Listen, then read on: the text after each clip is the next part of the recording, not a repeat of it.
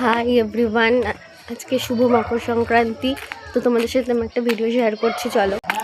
এই দেখো, এটা হচ্ছে আমাদের বাড়ি, এটা আমাদের ঘর, আর এটা কাকাদের ঘর। এখন নতুন হচ্ছে, আর আমার মা এখন পিঠা বানাচ্ছে, শুধু সরা পিঠা বানাচ্ছে, যেহেতু মায়ের শরীরটা ভালো নেই সেরকম।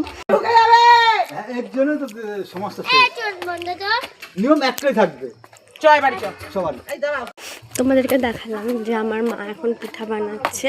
তো এখনকার না সরাগুলো সব সরা ভালো হয় না, তো মা যে সরাটা এনেছিল ওটা একটু সমস্যা হয়েছিল, এই জন্য মা ওটায় প্রথমবার পিঠাটা করে নিয়ে তারপরে যে লোহার একটা সরা টাইপের আছে ওটার মধ্যে পিঠা বানাচ্ছে। তো আমারও শরীরটা ভালো না, মায়েরও সেরকম শরীরটা ভালো না।